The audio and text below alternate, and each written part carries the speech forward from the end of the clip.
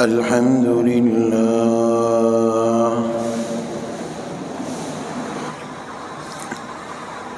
لله نحمده ونستعينه ونستغفره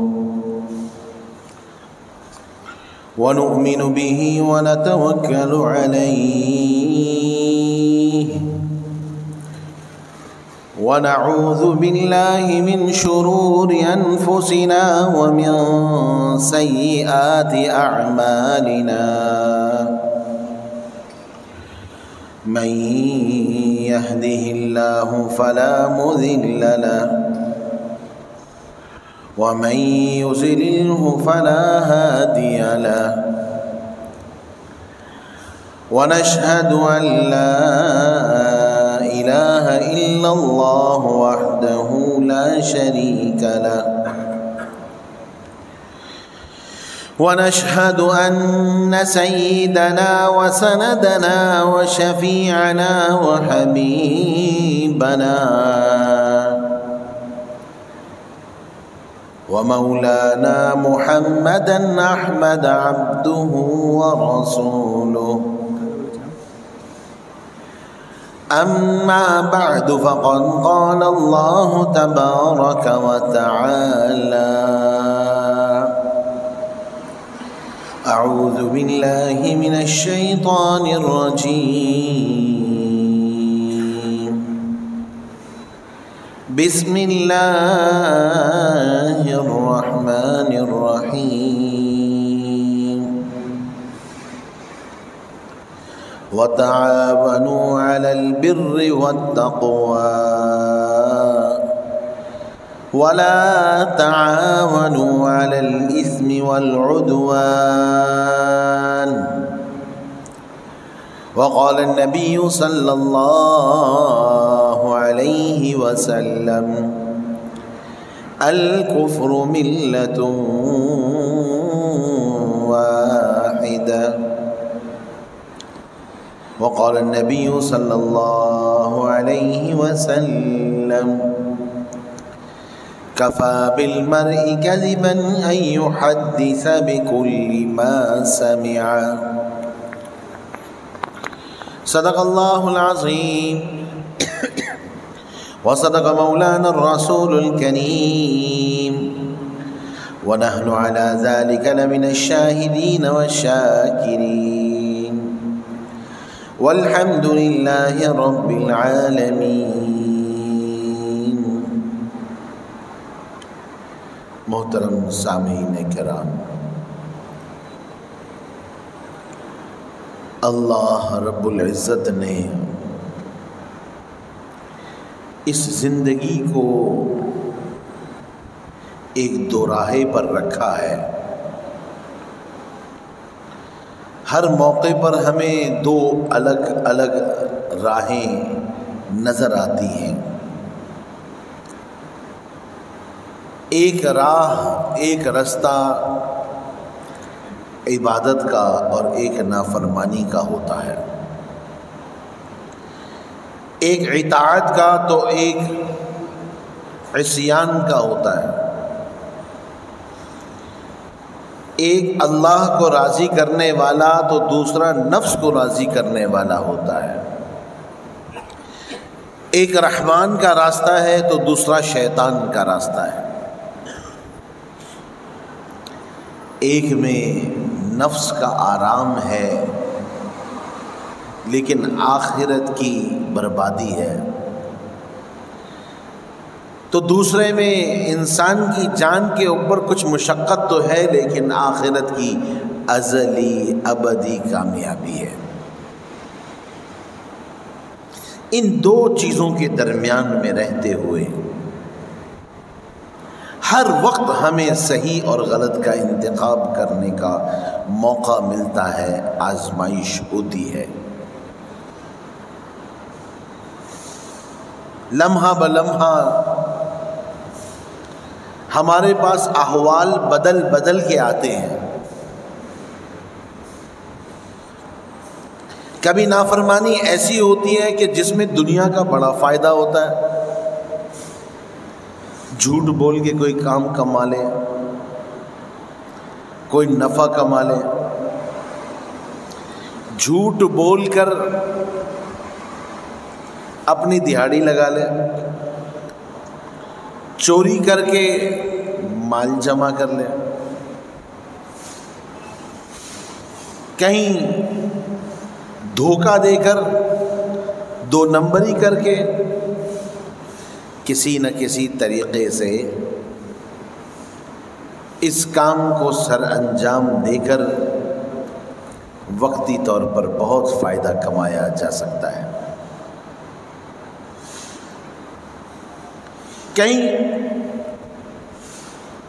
وعدے کی پاسداری نہ کر کے، کہیں کسی چیز میں ملاوٹ کر کے، کہیں کوئی رشوت کما کے، انسان کو ایسے موقع بہرحال دیے جاتے ہیں، نظر آتے ہیں، اس کی دسترس میں ہوتے ہیں، اور دل بھی چاہ رہا ہوتا ہے، زمانے کے حالات بھی مجبور کر رہے ہوتے ہیں، مہنگائی کی تکلیفیں بھی ہوتی ہیں، اور آگے جا کر اچھائی کے ماحول کی کمی کا ڈر بھی ہوتا ہے کہ بعد میں پتہ نہیں جائز طریقے سے بھی یہ کام چلے گا کہ نہیں۔ حدیث شریف میں آتا ہے، ایک حدیث میں ہے، نبی کریم صلی اللہ علیہ وسلم فرماتے ہیں کہ حضرت جبرائیل امین میرے پاس آئے اور فرمایا کہ اللہ تعالی نے جہنم کی ایک باؤنڈری بنائی ہے، باڑ لگائی ہے، جہنم کی حد بنائی ہے، اور وہاں پر لذتیں رکھی ہیں، خواہشیں رکھی ہیں، مزے، شہوات، خواہشات رکھی ہیں۔ جو بھی اس خواہش کے راستے پر چلے گا تو وہ بارڈر کراس کر کے جہنم میں گر جائے گا۔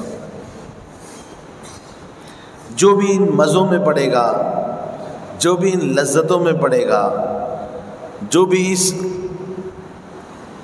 فائدے اور نفع میں جائے گا، نتیجتاً وہ جہنم میں داخل ہو جائے گا۔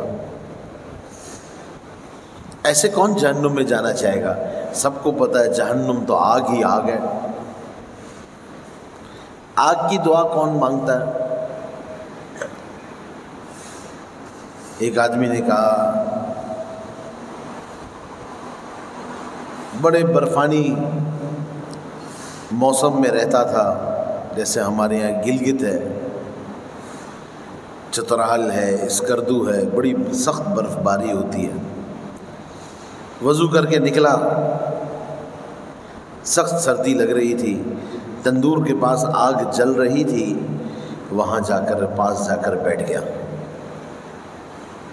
آگ کی گرمی سے بڑا سکون ملا، سردی کا کچھ زور ٹوٹا تو کہنے لگا، اے اللہ تیرا کتنا شکر کرم ہے، آپ نے ہمارے لیے آگ بنائی، ہمیں اس دنیا میں بھی آگ سے دور نہیں کیجیے گا، آخرت میں بھی آگ سے دور نہ کیجیے گا۔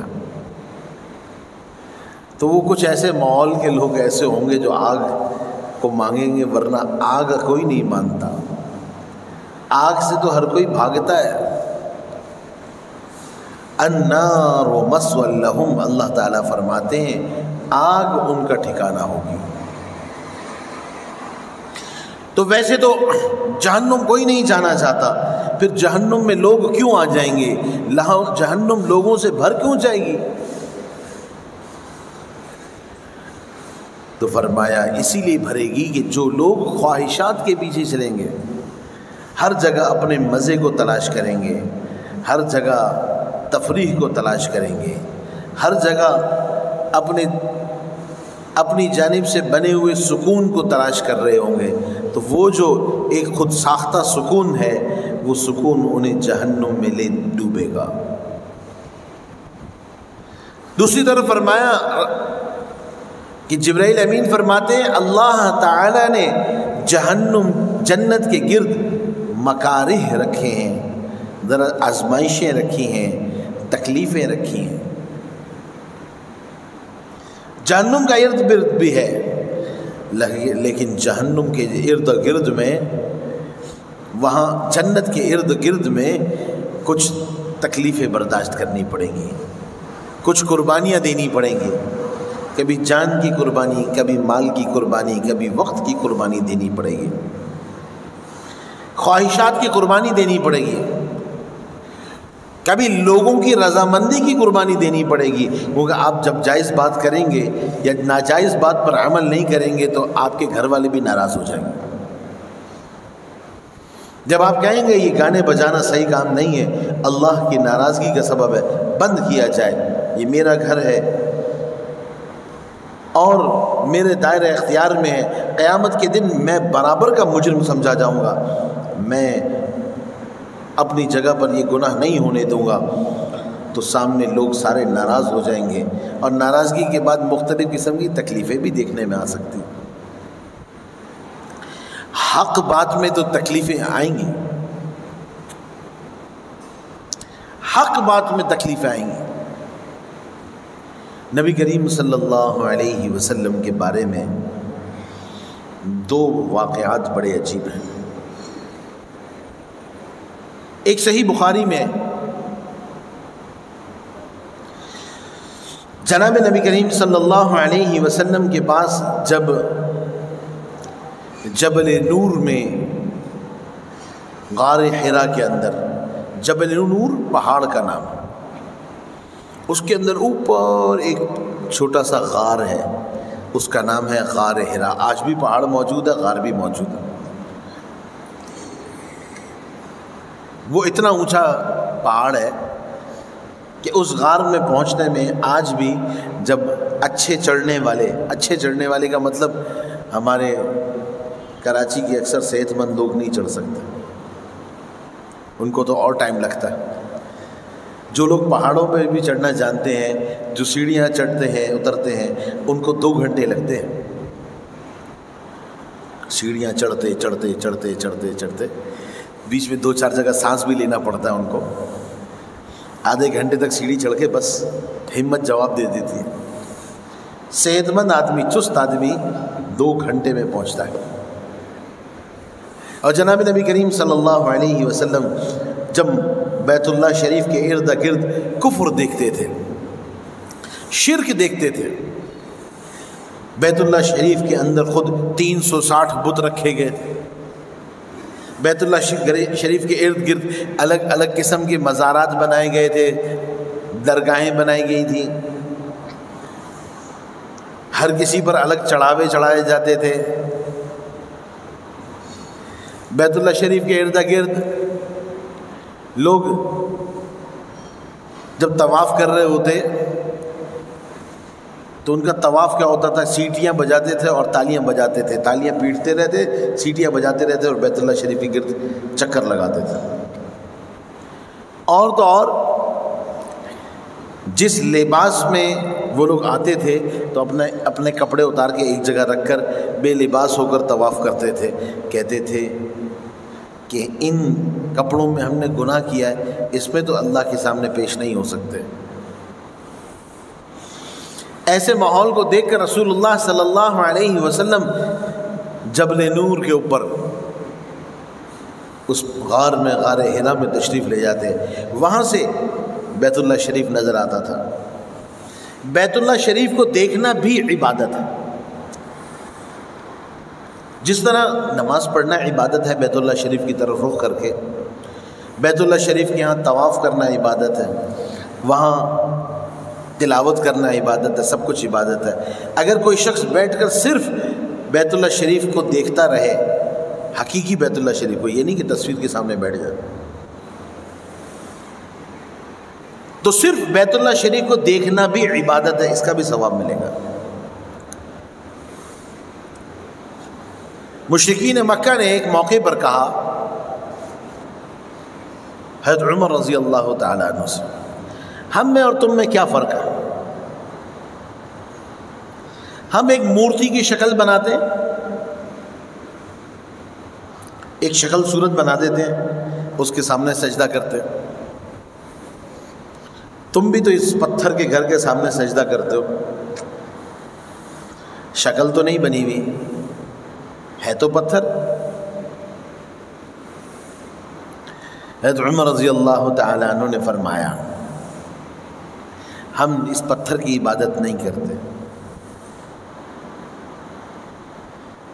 ہم اس حکم کی عبادت کرتے ہیں کہ اللہ تعالیٰ نے فرمایا ہے ہمیں کہ تم جہاں بھی ہو فَوَلُّوا وُجُوهَكُمْ شَطْرَهُ، اس بیت اللہ کی طرف رخ کرو۔ اگر خدا نہ خواستہ اس بیت اللہ کے پتھر نکال کر کوئی اور پتھر لگا دیے جائیں اور وہ پتھر کہیں سائڈ پہ رکھے جائیں تو ہم ان پتھروں کی عبادت تھوڑی کریں گے۔ تمہاری مورتی تو جہاں سے اٹھا کر وہاں رکھ دو، تم اسی کی عبادت کرتے ہو۔ اور اگر بالفرض خدا نہ خواستہ بیت اللہ شریف کے ہاں کوئی پتھر نہ رہے، کوئی ظالم اس کو بالکل زمین کی طرح ملا دے، تب بھی ہم اسی جہت پر، اسی رخ پر عبادت کرتے رہیں گے۔ یہ زمین کا حصہ زمین سے آسمانوں تک، آسمانوں سے ساتویں آسمانوں تک اللہ نے عبادت کے لیے، جہت کے لیے مختص فرمایا۔ ہم اللہ کی عبادت کر رہے ہیں، اس جگہ کی، اس چیز کی عبادت تھوڑی کر رہے ہیں۔ لہذا حضرت عمر فاروق رضی اللہ تعالی عنہ جب حجر اسود کو بوسہ دے رہے تھے تو فرمایا اے حجر اسود، میں جانتا ہوں تو ایک صرف پتھر ہے، نہ تو عذاب دے سکتا ہے، نہ فائدہ پہنچا سکتا ہے، نہ ہمارا کوئی فائدہ کر سکتا ہے، نقصان بھی نہیں کر سکتا۔ میں نے اگر نہ دیکھا ہوتا رسول اللہ صلی اللہ علیہ وسلم کو کہ وہ تجھے چوم رہے ہیں تو کبھی بھی نہ چومتا۔ میرے رسول کی سنت ہے، یہ طریقہ ہمارے رسول نے بتایا کہ یہ شریعت کا طریقہ، اس لیے میں چوم رہا ہوں، لیکن مجھے پتہ ہے تم پتھر کے علاوہ کچھ بھی نہیں ہو، تم بھی اللہ کی مخلوق ہو، اور جو مخلوق ہوتا ہے وہ خود مخلوق ہوتا ہے، وہ خالق کی طرح اختیارات نہیں رکھتا، وہ معبود نہیں ہوتا، وہ مختار کل نہیں ہوتا۔ جتنے بھی انبیاء ہیں، اولیاء ہیں، زمین و ارض، آسمان و زمین سب مخلوق ہیں، سورج چاند ستارے اللہ کی مخلوق ہیں، یہ دن رات اللہ کے مخلوق ہے، یہ کچھ بھی نہیں کر سکتے، یہ تو خود مخلوق ہے۔ ابراہیم علیہ السلام کے زمانے میں لوگ ابراہیم علیہ السلام کو اپنے معبودوں کی طرف دعوت دینے کے لیے آئے، اپنے بتوں کی طرف دعوت دینے آئے۔ قرآن کریم میں ہے، لوگ جب آئے اور بتایا فلاں ستارہ خوش بختی کا ستارہ ہے اور ہم اس کی عبادت کرتے ہیں، او فلاں ستارہ، آج بھی علم نجوم کے لوگ اور علم نجوم کے نام نہاد لوگ ستاروں کے، یہ برج ثور ہے، یہ برج فلانا ہے، اور یہ برج عقرب ہے، اس سے یہ ہوگا اور اس سے یہ ہوگا، اخباروں میں بھی چھپتا ہے، حدیث شریف میں آتا ہے۔ نبی کریم صلی اللہ علیہ وسلم نے فرمایا من اتا کاہنا، جو کسی کاہن کے پاس آیا، او عرافا، یا وہ آدمی جو کہتا ہوں میں مستقبل کی باتیں جانتا ہوں، یہ ہاتھ دیکھ کر پامسٹ کہتے ہیں اس کو، دست شناسی کرنے والا، آپ کی فال نکالنے والا، آپ کی تاریخ ولادت کو دیکھتے ہوئے ستاروں کی گردش دیکھ کے حال بتانے والا، جو شخص ایسے آدمی کے پاس گیا، یہ نہیں کہا کہ اس کی باتوں پر ایمان یقین لایا، جو شخص ایسے آدمی کے پاس گیا 40 دن تک اللہ تعالیٰ اس کی فرض عبادات کو قبول نہیں فرمائیں گے، وہ کما قال 40 دن کی نمازیں اس کی ضائع ہو جائیں گی، اس کی عبادت کو کل عدم کر دیا جائے گا۔ کیوں گئے، کیوں ایسے آدمی کے پاس؟ قرآن کریم میں یہ نہیں فرمایا تم جاؤ دیکھو سمجھو، ہمارے یہاں بہت سارے کہتے ہیں دیکھو تو صحیح، سنو تو صحیح، کیا کہتے ہیں؟ حضرت عمر رضی اللہ تعالیٰ عنہ کو جب نئے نئے مسلمان ہوئے تھے، ایک دن آپ صلی اللہ علیہ وسلم نے دیکھا ان کے ہاتھ میں تورات تھی۔ آپ صلی اللہ علیہ وسلم نے اس قدر زور سے ڈانٹا، حضرت عمر رضی اللہ تعالیٰ عنہ فرماتے ہیں مجھے ڈر تھا کتابیں میرے ہاتھ سے گر جائے گی، اس قدر شدت سے ڈانٹا۔ اپنا دین جانتے نہیں، ابھی اپنے دین پر پورا ادراک ہے نہیں، اور پھر پڑھ رہے ہیں تو نقصان ہو جائے گا۔ پہلے اپنے دین کو پورا سمجھ لو، پھر کسی اور کی بات سننا۔ کچے ذہن کے ساتھ جب جاتا ہے تو جو بات سنتا ہے انسان اسی کا شکار ہوتا ہے۔ میں نے لوگوں کو عیسائی ہوتے ہوئے دیکھا ہے، نعوذ باللہ من ذالک، مسلمانوں کو عیسائی ہوتے ہوئے دیکھا ہے اپنی آنکھوں سے۔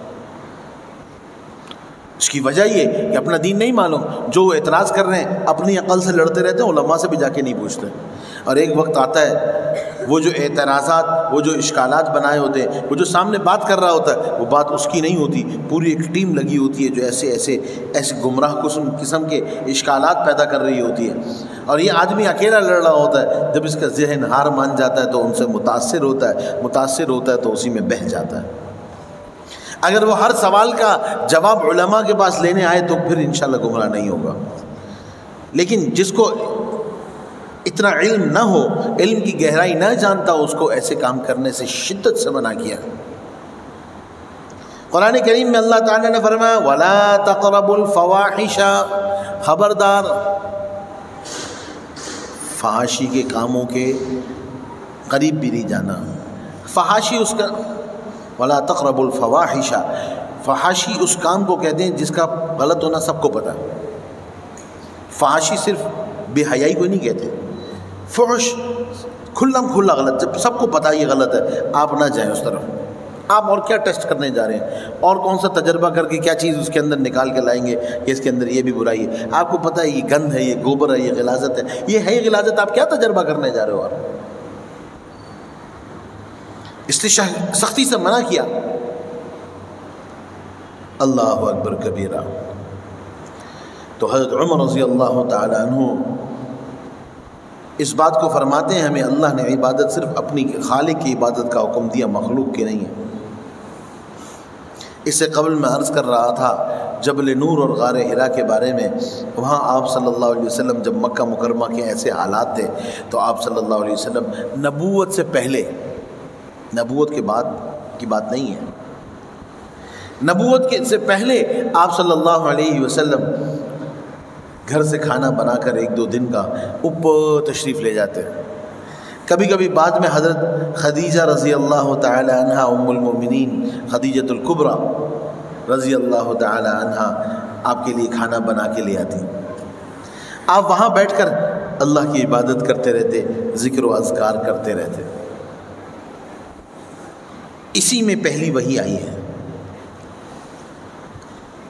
اور حضرت جبرائیل علیہ السلام تشریف لائے۔ آپ صلی اللہ علیہ وسلم سے فرمایا اقرأ، پڑھیں۔ آپ صلی اللہ علیہ وسلم نے جواب میں فرمایا ما انا بقارئ، میں کوئی پڑھا ہوا نہیں ہوں کہ میں پڑھوں۔ کیا پڑھوں؟ تم کہہ رہے ہو پڑھو، میں نے تو پڑھا نہیں۔ اللہ تعالیٰ کی شان ہوتی ہے، اللہ تعالیٰ تمام انبیاء کو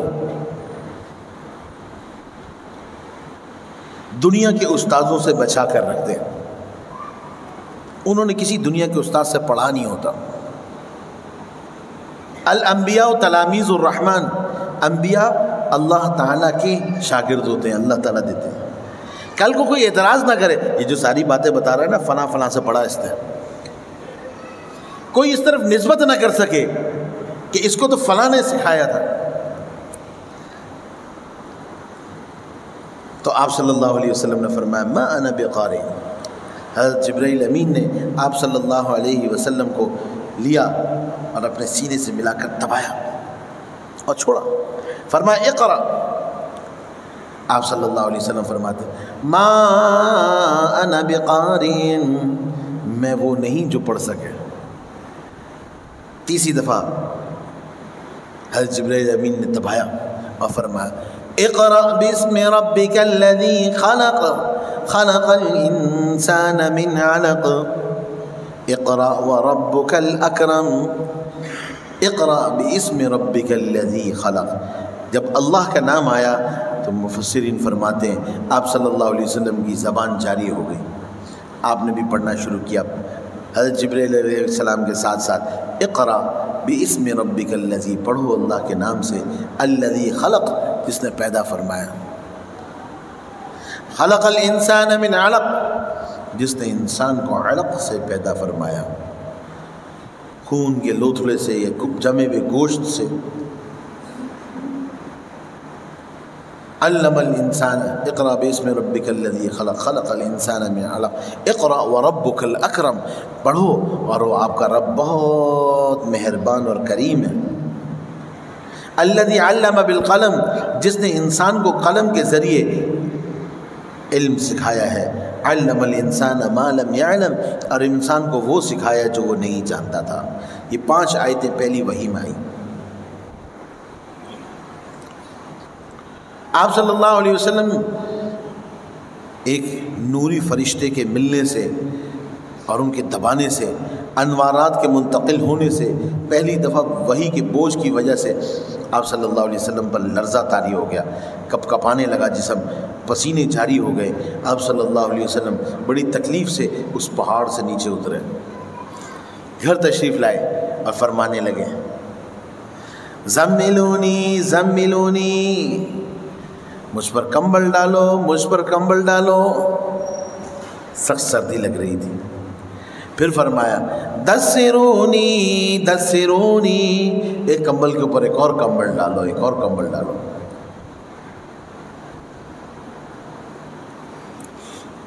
آپ صلی اللہ علیہ وسلم کی طبیعت بہت زیادہ ناساز ہے۔ حضرت خدیجہ سے فرمایا لقد خشیت علی نفسی، مجھے اپنی جان کا ڈر ہے، مجھے لگتا ہے شاید میں اب بچ نہ پاؤں۔ حضرت ام المومنین حضرت خدیجہ رضی اللہ تعالی عنہ فرماتی کلا لن یضیعک اللہ ابدا، نہیں حضرت، نہیں حضرت، اللہ تعالیٰ آپ کو کبھی بھی کوئی نقصان نہیں پہنچنے دیں گے، اللہ تعالیٰ آپ پر کبھی کوئی آفت نہیں آنے دیں گے، اللہ تعالیٰ آپ کو ایسے کبھی بھی تن و تنہا اور بے آسرا نہیں چھوڑیں گے۔ کیوں؟ انک لتصل الرحم وتکسب المعدوم وتحمل الکل، حضرت آپ تو وہ شخصیت ہیں جو اپنے رشتہ داروں کی رشتہ داری کو نبھاتے ہیں، آپ جو کما نہیں سکتا اس کو کھلاتے ہیں، جو بوجھ نہیں اٹھا سکتا اس کا بوجھ اٹھاتے ہیں، آپ مظلوم کی مدد کرتے ہیں، آپ لوگوں کو حق کی بات بتاتے ہیں، آپ بے سہارا لوگوں کے مددگار ہیں، ایسے آدمی کو اللہ تعالیٰ کبھی ضائع نہیں ہونے دیں گے۔ بعض حضرات کہتے ہیں بیوی جو ہوتی نا، بیوی وہ کچھ بھی ہو جائے شوہر کی تعریف نہیں کرتی،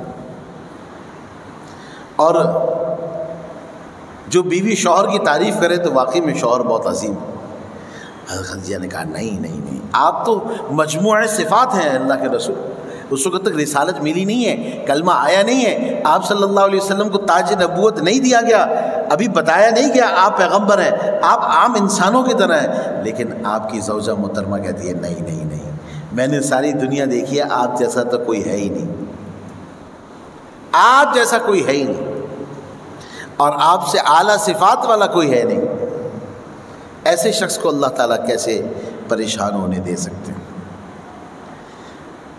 تو انسان بیمار ہوتا ہے تو ڈاکٹر کے پاس جاتا ہے، ایسے حالات تھے تو علماء کے پاس جاتے ہیں۔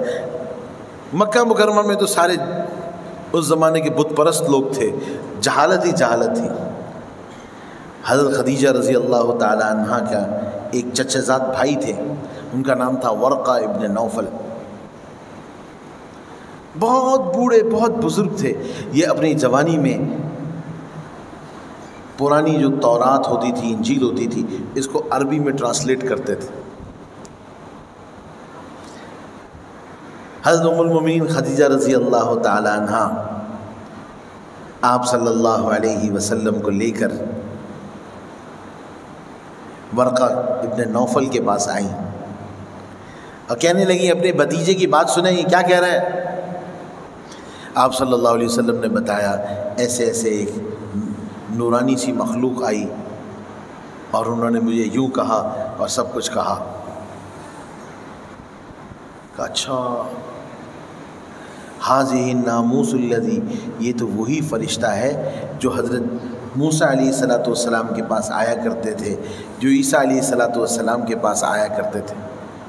فوراً سمجھ گئے ورقہ ابن نوفل کہ آپ صلی اللہ علیہ وسلم کو وہ جو آسمانی کتابوں میں بتایا گیا آپ وہی پیغمبر ہیں، اور آپ تو آگے چل کے نبی آخر زمان بننے والے ہیں، اور وہ بشارتیں جو دی گئیں وہ تو آپ کے بارے میں تھی، تبھی وہ روحانی فرشتہ آپ کے پاس آ رہا ہے۔ ورقہ ابن نوفل نے اتنی بات سنی، کہا او ہو یہ تو وہی فرشتے ہیں جو حضرت موسیٰ علیہ السلام کے پاس اور عیسیٰ علیہ السلام کے پاس آئے ہوتے۔ کاش میں جوان ہوتا اور آپ کی مدد کر سکتا جب آپ کو آپ کی قوم یہاں سے نکالے گی۔ کیا فرمایا؟ اگلا جملہ فرمایا کاش میں آپ کی مدد کر سکتا، میں آپ کے ساتھ مل کے لڑ سکتا، آپ کا دفاع کر سکتا، آپ پر آنے والی تکلیفوں کو برداشت کر سکتا جب آپ کی قوم آپ کو نکالے گی۔ آپ صلی اللہ علیہ وسلم 40 سال کے ہیں، آپ کا از حد احترام کرتی ہے قوم، آپ کو صادق الامین، سچا اور امانت دار، اور آپ کو معزز ترین گھرانے میں، اور آپ کو سب سے زیادہ پورے مکہ مکرمہ کے اندر معزز اور مشرف اور مکرم جانا جاتا تھا۔ آپ صلی اللہ علیہ وسلم یہ بات سن کے حیران ہو گئے۔ آپ نے فرمایا او مخرجیہم، یہ لوگ مجھے نکالیں گے؟ ورقہ ابن نوفل نے کہا ہاں جی حضرت ایسا ہی، جب بھی کوئی پیغمبر آئے دین حق کی بات لے کر آئے، قوم نے نہیں مانی، قوم مخالف ہو گئی، یہاں تک کہ قوم نے اس پیغمبر کو وہاں سے جانے پر مجبور کر دیا۔ حضرت حقیقت یہی ہے کہ آگے بڑی آزمائش کا وقت آنے والا ہے اور بڑی تکلیفوں کا وقت آنے والا ہے۔ میں بہت بوڑھا ہو گیا ہوں، کہتے ہیں ان کی پلکیں اور بھویں بھی سفید ہو چکی تھی، کچھ عرصے بعد ان کا انتقال ہو گیا۔ بعد میں حضرت خدیجہ رضی اللہ تعالیٰ عنہ نے پوچھا کہ ورقہ ابن نوفل کی بخشش ہو گئی؟ آپ صلی اللہ علیہ وسلم نے فرمایا ہاں، میں نے اس کو خواب میں سفید کپڑوں میں دیکھا تھا۔ تصدیق تو کی تھی انہوں نے، حضرت خدیجہ نے فرمایا آپ کی تصدیق تو کی تھی انہوں نے، اس کو تفصیلی احکامات نہیں آئے تھے، کلمہ نماز روزہ احکام تو کوئی آئے نہیں تھے۔ کہا میں نے ان کو سفید کپڑوں میں دیکھا، اگر وہ جہنمی ہوتے تو کسی اور کپڑے میں ہوتے، کسی اور لباس میں ہوتے۔ بعض روایت میں آتا ہے کہ کالے لباس میں ہوتے، کالا لباس جہنمیوں کا تھا۔ تو حق کی بات بتانے میں بھی سامنے کی برائی دیکھنی پڑے گی۔ اور ایک اور واقعہ آتا ہے، جب آپ صلی اللہ علیہ وسلم بعض روایت میں 7 سال اور بعض میں آتا ہے 9 سال کے ہو گئے۔ آپ صلی اللہ علیہ وسلم جب 6 سال کے تھے نا، پیدائش کے سے قبل آپ صلی اللہ علیہ وسلم کے والد ماجد حضرت عبداللہ کا انتقال ہو گیا، پیدائش سے بھی 6 ماہ پہلے۔ پیدائش کے بعد آپ صلی اللہ علیہ وسلم 6 سال کے ہوئے تو آپ کی والدہ ماجدہ کا انتقال ہو گیا۔ 9 سال کے ہوئے تو آپ کے دادا عبد المطلب جن کی اب پرورش میں تھے ان کا بھی انتقال ہو گیا۔ اب اپنے چچا ابو طالب کے پاس آ گئے۔ اب دادا نے انتقال سے پہلے ابو طالب کے حوالے کیا کہ میرا بیٹا ہے، تم نے اس کی خاص حفاظت کرنی ہے، اس کا خیال رکھنا ہے۔ جناب نبی کریم صلی اللہ علیہ وسلم غم در غم میں تھے۔ حضرت ابو طالب شام جا رہے تھے تجارت کے لیے، جناب نبی کریم صلی اللہ علیہ وسلم کو اپنے ساتھ لیا اور چل پڑے۔ بعض روایات میں آتا ہے نہیں 7 سال کی عمر میں ہوا باہر۔ وہاں چلتے چلتے قافلوں کے سفر کرنے کی منزلیں ہوتی تھیں، جیسے موٹر ویز کے اوپر ٹھہرنے کی پیٹرول پمپس وغیرہ جگہیں ہوتی ہیں۔ تو قافلے اصول یہ ہوتا تھا کہ تقریباً اس زمانے کے 25 کلومیٹر کے بعد اس کو ایک منزل بولتے تھے، پڑاؤ کی جگہیں ہوتی تھیں. وہاں عموماً وہ جگہ ہوتی تھی جہاں کنواں ہوتا تھا، جہاں پانی کا انتظام ہوتا تھا، وہاں قافلے ٹھہرتے تھے. پھر آبادی بھی ہو جاتی تھی، کچھ وہاں پہ قافلے والوں سے کچھ چیز لے لی، کچھ دے دی، کچھ ضرورت کا سامان بیچ دیا، کچھ دودھ بیچ دیا، کوئی چیز بیچ دی. اس سے وہاں کی آبادی کا بھی گزر بسر ہوتا تھا. اسی وجہ سے شریعت نے جو مدت سفر رکھی ہے وہ 48 میل اور کلومیٹرز میں کوئی 75 سے 78 کلومیٹر ہے. یہ 3 دن کا سفر ہے. تو جناب نبی کریم صلی اللہ علیہ وسلم ابو طالب کے ساتھ شام کے راستے میں جب شام کی طرف داخل ہوئے تو وہاں پر ایک جگہ پڑاؤ ڈالا. وہاں ایک بڑا سارا کلیسا تھا، گرجا گھر. وہاں سے ایک پادری اتر کے آ گیا اور سب لوگوں کو بڑے غور سے دیکھنے لگا. یہ وہ جگہ تھی جہاں آئے دن قافلے آتے تھے. سب لوگوں کو دیکھا. جناب نبی کریم صلی اللہ علیہ وسلم کے پاس آ کے رک گیا. پوچھا یہ بچہ کس کے ساتھ ہے؟ ابو طالب آ گئے. اس کا نام تھا راہب کا بحیرہ. پوچھا یہ بچہ کس کے ساتھ ہے؟ حضرت ابو طالب نے کہا یہ میرے ساتھ ہے. اکیلے ملے گئے. یہ بچہ آپ کا کیا لگتا ہے؟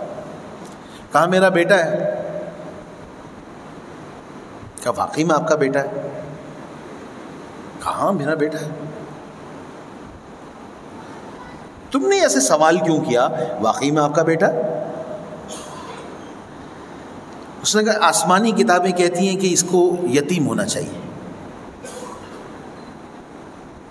آپ کہہ رہے ہیں کہ یہ آپ کا بیٹا ہے. اب میں اپنی آسمانی کتابوں کو مانوں کہ تمہاری بات کو مانوں؟ حضرت ابو طالب جو تھے وہ بڑے جستجو میں آ گئے. یہ عجیب بات کی اس آدمی نے. کہا حق تو یہ ہے کہ واقعی میں یہ یتیم ہے. میرے چھوٹے بھائی کا بیٹا ہے، میرے ساتھ ہی رہتا ہے، میرے ہاں پلا بڑا ہے. میرے بھائی کا تو اس کی پیدائش سے پہلے انتقال ہو گیا تھا، اس لیے میں نے اس کو بیٹا کہا. ہے یہ یتیم. تمہیں کیسے پتا چلا؟ کہا میں یہاں برسوں سے رہ رہا ہوں اور میں نے دیکھا کہ جب یہ قافلہ آ رہا ہے تو بادل کے کچھ ٹکڑے اس قافلے کے اوپر ہیں اور جہاں سے یہ قافلہ گزر رہا ہے یہ درخت اس کی جانب جھک رہے ہیں. میں اوپر سے بیٹھ کے دیکھ رہا تھا تو مجھے اپنی انجیل کی باتیں یاد آنے لگیں کہ نبی آخر زمان جو ہوں گے ان کو درخت بھی جھک کے سلام کریں گے اور ان کے اوپر بادل سائبان کریں گے. میں یہاں آ گیا. میں نے دیکھا کہ سب لوگ درخت کے سائے میں بیٹھ گئے. ان کو بیٹھنے کی جگہ نہیں ملی تو درخت نے اپنا سایہ اور اپنی شاخیں ان کی طرف جھکا دی. میں اچھی طرح سمجھ گیا کہ پیغمبر آخر زمانہ آنے والا ہے یہیں کہیں اسی قافلے میں. ہر ایک کی شکل دیکھی تو ان کی شکل جیسا کوئی پر نور کوئی لگا ہی نہیں. دیکھتے ساتھ ہی مجھے یقین ہو گیا کہ یہی آخر زمان ہے. ابو طالب بڑے حیران ہو گئے. یار یہ تو بڑی عجیب باتیں بتا رہا ہے. نبی کریم صلی اللہ علیہ وسلم کو بلایا, آپ سے ہاتھ میں لائے, دست بوسی کی, اور ابو طالب سے کہا میں تمہاری منت کرتا ہوں اس کو شام نہیں لے کے جانا. وہاں کے یہودی اس کو فوراً پہچان لیں گے, فوراً پہچان لیں گے. یہاں سے صرف میں نہیں پہچانا, وہ جو سب جانتے ہیں انتظار کر رہے ہیں وہ دیر نہیں کریں گے, فوراً پہچان لیں گے اور پھر ان کو مارنے کی کوشش کریں گے. ایمان لانے کے نہیں, مارنے کی کوشش کریں گے. مار تو نہیں سکیں گے, نقصان پہنچا دیں گے, تکلیف پہنچا دیں گے. آپ ان کو شام نہیں لے کے جائیں. اور نبی کریم صلی اللہ علیہ وسلم سے فرمایا افسوس ہماری زندگیوں میں بہت فاصلہ ہے. جب آپ بڑے ہوں گے اور آپ نبی بنیں گے, قوم آپ کے خلاف ہوگی, آپ کو بڑی تکلیفیں پہنچائے گی. کاش میں تو ابھی سے بوڑھا ہوں, اس وقت تک رہوں, میرے اندر جان ہوتی. بظاہر تو امید نہیں ہے, تو میں آپ کے ساتھ مل کے لڑتا. میں آپ کی مدد کرتا، میں آپ کے دشمنوں سے آپ کو بچا سکتا، لیکن میرے اندر طاقت نہیں۔ ابو طالب سے کہا میں اکرام میں آپ سب قافلے کی دعوت کرنا چاہتا ہوں، پورے قافلے کی دعوت کی۔ ابو طالب سے کہا اس بچے کو آگے نہیں لے کے جائیں۔ ابو طالب نے حضرت جناب نبی کریم صلی اللہ علیہ وسلم کو ایک دو افراد کے ساتھ واپس گھر بھجوا دیا۔ یہ ساری امتیں بہت اچھے سے جانتی تھیں، اب بھی جانتی ہیں نبی برحق کون ہے، کب کہاں آئیں گے، سب معلوم تھا۔ اتنا معلوم تھا کہ یہ جو مدینہ منورہ کی جگہ ہے ان کو پتہ تھی عرب میں آئیں گے، یہاں آئیں گے۔ تو مدینہ منورہ کے لوگ یہ اصل میں یمن کے لوگ تھے، تبع کی قوم تھی۔ جب یہاں کے علماء اس جگہ سے گزرتے ہوئے آئے اور وہاں رکے تو انہوں نے دائیں بائیں دیکھا، ہر طرف جانب پہاڑوں کی اس طرح، دو طرف پہاڑوں سے سنگ میل ہے، دو طرف کھلا ہوا ہے۔ مدینہ منورہ کی نشانیاں تھیں، ایسا علاقہ ہوگا، دو طرف پہاڑوں سے درہ بن رہا ہوگا، دو طرف میدان ہوگا، کھجور کے ایسے درخت ہوں گے، موسم اس کا ایسا ہوگا، اس طرح کی کھجوریں اگیں گی، اس طرح کی چیزیں ہوں گی۔ تو وہ دیکھتے ساتھ ہی سمجھ گئے، کہنے لگے طبہ بادشاہ سے ہمیں پتہ ہے نبی آخر زمان یہیں آئیں گے۔ وہ 40 علماء تھے آسمانی کتاب کے، کہا ہم یہیں رہنا چاہتے ہیں، ہم ان کی خدمت کریں گے۔ بادشاہ نے کہا بھائی کیا ہو گیا، لگ دگ صحرا ہے، نہ آگے پیچھے آبادی ہے نہ کچھ ہے، تم لوگ کیسے کہہ رہے ہو یہاں رہو گے، زندگی کی ضروریات کیسے ملیں گی؟ کہا سب کچھ ٹھیک ہے، ہم نے یہیں رہنا ہے۔ پکی بات ہے؟ کہا بالکل پکی بات ہے، 100% پکی بات ہے، نبی آخر زمان یہیں آ کے رہیں گے۔ طبہ نے کہا اچھا ٹھیک ہے، اپنے وزیروں سے کہا یہاں 40 گھر بناؤ ان سب علماء کے لیے، اور ایک اور گھر بناؤ وہ جناب نبی کریم صلی اللہ علیہ وسلم کے لیے، اور ان سے کہا جب نبی آخر زمان آئیں گے تو میرا سلام کہنا اور یہ گھر ان کے حوالے کرنا میری طرف سے۔ لہٰذا آپ صلی اللہ علیہ وسلم جب تشریف لائے آپ نے فرمایا میری اونٹنی کو اللہ نے حکم دیا ہے جہاں وہ بیٹھے گی میں وہیں قیام کروں گا۔ اونٹنی جا کے حضرت ابو ایوب انصاری رضی اللہ تعالیٰ عنہ کے گھر بیٹھ گئی۔ حضرت ابو ایوب انصاری رضی اللہ تعالیٰ نے فرمایا حضرت یہ آپ ہی کا گھر ہے، یہ طبہ بادشاہ نے آپ کے لیے بنوایا تھا۔ اور یہودیوں کو بھی پتا تھا، یہود آ کر وہاں آباد ہوئے، مدینہ منورہ کے اطراف میں، خیبر کے علاقے میں، اور اس کے ارد گرد یہودیوں کے 3 بڑے خاندان، 3 بڑے قبیلے آ کے آباد ہو گئے۔ ان کو بھی پتا تھا نبی آخر زمان یہیں آئیں گے، لیکن یہ لوگ یہ چاہتے تھے کہ نبی آخر زمان ہم میں سے آئیں، اور یہ یمن والے آئے تھے ہم نبی کی خدمت کریں گے، یہ انصاری بن گئے۔ اور یہود نے دیکھا جب آپ صلی اللہ علیہ وسلم بنو اسماعیل میں سے آئے، بنو اسحاق میں سے نہیں آئے، تو آپ کے دشمن ہو گئے، آپ سے جنگیں ہوئی ہیں، اور کئی دفعہ آپ صلی اللہ علیہ وسلم کو شہید کرنے کی انہوں نے کوششیں کی، آپ صلی اللہ علیہ وسلم کو زہر بھی دیا گیا، آپ کو کبھی اوپر سے پتھر گرا کر مارنے کی کوشش کی، آپ کے خلاف باقاعدہ جنگ کرنے لگے۔ یہ تو تھے ہی شروع سے، وَلَتَجِدَنَّهُمْ أَشَدَّ، قرآن کریم میں اللہ تعالیٰ فرماتے تم پاؤ گے سب سے زیادہ مسلمانوں کے بارے میں دشمن الیہود، وہ یہودی ہوں گے، بالکل نفرت کرتے ہیں تم لوگوں سے، اس وجہ سے کہ نبی آخر زمان ہم میں سے کیوں نہیں آئے۔ اللہ اکبر کبیرہ۔ تو ماننے والا جو تھا نا، ماننے والا کامیاب ہوتا ہے، اور لوگ تو بڑی مخالفتیں کرتے ہیں، اور جب بھی دین کی بات کریں گے، آپ اچھائی کی بات کریں گے تو بہت سے لوگوں کے منہ بنیں گے ارے بھائی یہی مسئلہ شروع سے چلا آ رہا ہے، ہمارے یہاں لوگ دین کی بات نہیں کرتے، اچھائی کی بات نہیں کرتے۔ میں مثال دیتا ہوں، برا نہیں بنانا، برا تو مناؤ گے، جس کی داڑھی نہیں ہے اس کو آپ بولیں بھائی تم داڑھی نہیں رکھ رہے، یہ 24 گھنٹے کا گناہ ہے، یہ 24 گھنٹے کا گناہ ہے، تم سو رہے ہو تو بھی تمہارا گناہ لکھا جا رہا ہے، تم نماز پڑھ رہے ہو نا اس کا گناہ مل رہا ہے، تم کس کو راضی کرنے کے لیے یہ گناہ کر رہے ہو؟ یہ عقلی باتیں چھوڑ دو، یاد رکھنا دین عقل پر نہیں ہے، نقل پر ہے۔ وہ عقلی دلیل دیں گے، نہیں جی پہلے دین پہ آئے پھر داڑھی رکھے، نہیں جی ہم ایسے ماحول میں ہوتے، یہ نہیں جی جتنی بھی ہے نا، یاد رکھنا اللہ تعالیٰ نے دین نقل پہ بھیجا، عقل پہ نہیں بھیجا۔ وہ کہتا نہیں جی ایسے شریعت نے منع تو نہیں کیا، یہ ساری باتیں عقلی ہیں۔ جب بھی کوئی بات آئے نا سامنے، پہلے دیکھا کرو عقل سے ہے کہ نقل سے ہے۔ نقل قبول ہے، عقل قبول نہیں ہے۔ ہمارا دین عقل سے ایجاد تھوڑی ہوا ہے، اللہ تعالیٰ نے نقلی دین بھیجا ہے، اللہ کی کتاب، رسول اللہ صلی اللہ علیہ وسلم کی سنت، یہ دین ہے، عقلی باتیں دین نہیں ہے۔ بہت سارے آپ دیکھیں گے لوگ آرگومنٹ کرتے ہیں، بحث مباحثہ کرتے ہیں، عقلی دلیلیں دیتے ہیں، بھائی عقل چھوڑ دو، عقل اپنے پاس رکھو۔ ہم عقل سے تھوڑی چلتے ہیں، نقل سے چلتے ہیں بھائی۔ ہاں اگر نقل کے مطابق عقل ہے تو قبول ہے، اور عقل ایک بات کہہ رہی ہے، نقل ایک بات کہہ رہی ہے، تو نقل کو مانیں گے، عقل کو تھوڑی مانیں گے۔ نقل مطلب کتاب اللہ جو منقول ہوا۔ اللہ اکبر کبیرہ۔ آپ کسی کو بتائیں جو خاتون پردہ نہیں کر رہی کہ آپ یہ جو عورت کا پردہ اللہ تعالیٰ نے فرض فرمایا، قرآن کریم میں اللہ تعالیٰ نے فرمایا یا ایھا النبی، اے پیغمبر، قل لازواجک و بناتک، آپ فرما دیجئے اپنی بیٹیوں، اپنی بیویوں اور بیٹیوں سے۔ نبی کی بیویاں امت کی مائیں ہیں، نبی کی بیٹیوں سے پاکیزہ کون ہو سکتا ہے؟ وَنِسَاءِ الْمُؤْمِنِينَ، اور مسلمان عورتوں سے يُدْنِينَ عَلَيْهِنَّ مِنْ جَلَابِيبِهِنَّ، اپنے اوپر ایک بڑی بڑی چادریں ڈال دیں۔ جلباب عربی میں اس چادر کو کہتے ہیں جو سر سے پاؤں تک ڈھک لے۔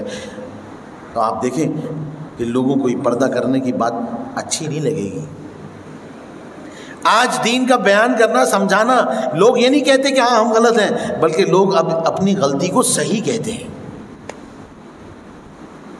نعوذ باللہ من ذالک۔ آپ کہیں کسی کو بھائی یہ ٹخنے آپ کے ٹخنے جو ہے نیچے ڈھکے ہوئے ہیں، آپ اس کو اوپر کر لو۔ آپ کو اس جرم میں مبتلا لوگ تو بہت زیادہ ملیں گے نا۔ میں آپ کو ایک حدیث سناتا ہوں، صرف ایک حدیث۔ جناب نبی کریم صلی اللہ علیہ وسلم نے فرمایا، حوالہ بھی بتاتا ہوں، سنن ابو داؤد میں کتاب اللباس میں یہ حدیث ہے۔ ایک دن جناب نبی کریم صلی اللہ علیہ وسلم خطاب فرما رہے تھے۔ آپ صلی اللہ علیہ وسلم نے فرمایا، تین لوگ ایسے ہیں، تین قسم کے لوگ ایسے ہیں، قیامت کے دن اللہ تعالیٰ ان کے نظر رحمت سے نہیں دیکھیں گے۔ دو طرح کی نظریں ہوں گی، نظر رحمت ہوگی اور نظر غضب ہوگی۔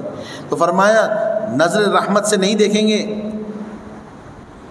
نہ ان کو پاک فرمائیں گے، نہ ان سے کلام فرمائیں گے۔ وَلَهُمْ عَذَابٌ عَلِيمٌ، اور ان کے لیے بڑا تکلیف دہ عذاب ہوگا۔ ثلاثة، تین لوگ ہیں، لا يكلمهم اللہ، اللہ تعالیٰ بات نہیں فرمائیں گے، ولا ينظر إليهم، نہ ان کی طرف نظر رحمت فرمائیں گے اور نہ ہی ان کو گناہوں سے پاک فرمائیں گے، اور وَلَهُمْ عَذَابٌ عَلِيمٌ، اور ان کے لیے بڑا تکلیف دہ عذاب ہوگا۔ علیم کس کو کہتے ہیں؟ علم کہتے ہیں ایسی درد، ایسی چوٹ جس میں بہت درد ہو۔ ایک ہے عذاب عظیم، بہت بڑا عذاب، ایک ہے عذاب علیم جس میں تکلیف بہت زیادہ ہوتی۔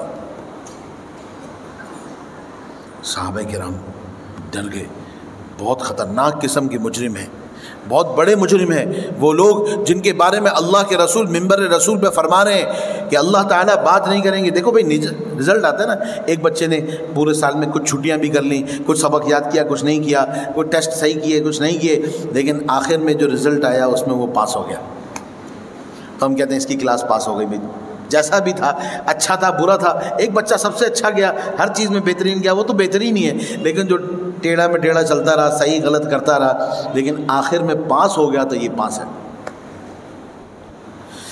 سارا سال بہت اچھا رہا، بالکل پرفیکٹ، ساری حاضریاں، سارا کچھ کرتا رہا، امتحان میں جا کے فیل ہو گیا، اس کو کیا کہتے ہیں؟ فیل ہو گیا۔ آپ کا نتیجہ جو ہے وہ آپ کی کامیابی یا ناکامی کو بتاتے ہیں۔ تو انسانوں کا نتیجہ قیامت کے دن آئے گا نا، اس دن جو کامیاب، جس سے اللہ راضی ہو گئے وہ کامیاب، رزلٹ پاس، ساری زندگی کا خلاصہ اس دن مغفرت مل گئی، کامیاب ہوا تو کامیاب، اس دن ناکام ہوا تو ہمیشہ ہمیشہ کے لیے ناکام، اگلی پچھلی سب زندگیاں تباہ و برباد ہو گئی۔ تو اللہ تعالیٰ کیا فرما رہے ہیں؟ اس دن کی ناکامی بتا رہے ہیں، اس دن کی ناکامی، اور ناکامی بھی کس طرح؟ نمبر ایک، اللہ تعالیٰ بات نہیں فرمائیں گے، نظر رحمت سے نہیں دیکھیں گے، پاک نہیں فرمائیں گے، اور ان کے لیے بڑا دردناک عذاب ہوگا۔ آپ صلی اللہ علیہ وسلم نے پھر فرمایا قد خابوا وخسروا، قد خابوا وخسروا، قد خابوا وخسروا، تحقیق بہت تباہی و بربادی اور نقصان میں چلے گئے یہ لوگ، ان لوگوں کا تو بالکل بیڑے غرق ہو گیا، یہ لوگ تو تباہ و برباد ہو گئے، یہ لوگ تباہ و برباد ہو گئے، یہ لوگ تباہ و برباد ہو گئے۔ صحابہ کرام بالکل خاموشی سے سن رہے ہیں، اے اللہ کے رسول یہ 3 بڑے کون مجرم ہیں، یہ 3 کون لوگ ہیں جن کے بارے میں اتنی سخت سزا دی جا رہی ہے؟ یہ قاتل نہیں ہے، اس کے اندر سود خور بھی نہیں ہے، اس کے اندر بے حیا اور فحاش بھی نہیں ہے، اس کے اندر وہ لوگ ہیں جن کو شاید ہم اتنا بڑا مجرم سمجھتے ہی نہیں ہیں۔ نمبر 1، آپ صلی اللہ علیہ وسلم نے فرمایا المنفق سلعتہ بیمین الکذب، وہ شخص جو اپنے سودے کو جھوٹی قسم کے سہارے بیچے، اپنے سودے میں جھوٹی قسم، اللہ کی جھوٹی قسم کھا لے، قسم ہوتی ہے اللہ کی، جس نے جھوٹی قسم کھائی، جس نے جھوٹی قسم کھائی، اللہ تعالیٰ فرماتے ہیں اس وعید میں وہ شامل ہوگا جس نے اپنے سودے میں جھوٹی قسم کھائی۔ نمبر 2، المنان، احسان جتلانے والا، احسان جتلانے والا۔ احسان جتلانے والا کون ہوتا ہے؟ کہ کسی پر کوئی احسان کرے اور اس کے بعد کہے میں نے تمہارے ساتھ ایسا نہیں کیا تھا۔ ہم اسے کتنا معمولی سے سمجھتے ہیں۔ فرمایا نا نا نا، تم نے احسان اللہ کی خاطر کیا تھا، پھر جتلایا کیوں؟ اور تیسرا آدمی مسبل الازار، مسبل الازار، جس کے ٹخنے ڈھکے رہتے ہیں۔ یہ نماز کے لیے نہیں فرمایا، نماز کے لیے ایک اور حدیث ہے۔ ایک شخص آیا، نبی کریم صلی اللہ علیہ وسلم مسجد میں تشریف فرما تھے، اس نے نماز پڑھی، اس کے ٹخنے ڈھکے ہوئے تھے۔ آپ نے فرمایا قم، کھڑے ہو جاؤ، جاؤ وضو کرو، تمہارا وضو نہیں ہے۔ وہ چلا گیا، وضو کر کے آیا، پھر اس نے نماز پڑھی، آپ نے فرمایا قم وتوضا، پھر جاؤ تاکہ دوبارہ سے وضو کرو، دوبارہ نماز پڑھو، وضو بھی دوبارہ، نماز بھی دوبارہ۔ ایک شخص نے کہا ہے اللہ کے رسول خیریت، ہمیں بھی پتہ چلے کیا غلطی ہو رہی ہے، ہم بھی اس سے چوکنا ہوں۔ آپ نے فرمائے یہ نماز تو پڑھ رہا تھا لیکن اس کے ٹخنے ڈھکے ہوئے تھے۔ صحیح حدیث ہے، بالکل صحیح حدیث ہے۔ اور ہمارے زمانے میں لوگوں نے ٹخنے ایسی عقلی دلیلیں اور ایسی فضول فحاشی والی غلط باتیں کر کے وہ کچھ نہیں ہوتا جی، ہماری یہ نیت نہیں ہے، حدیث شریف میں کچھ نہیں کہا گیا نیت یہ ہوگی تو یہ ہوگا، یہ نہیں ہے، کوئی بات نہیں کی، صرف فرمایا مسبل الازار۔ اور تمہاری اگر دلیلیں نہیں نکلی کام میں تو قیامت کے دن کیا ہوگا؟ آج تو لوگ غلط کرتے ہیں، غلط کو غلط بھی نہیں کہتے۔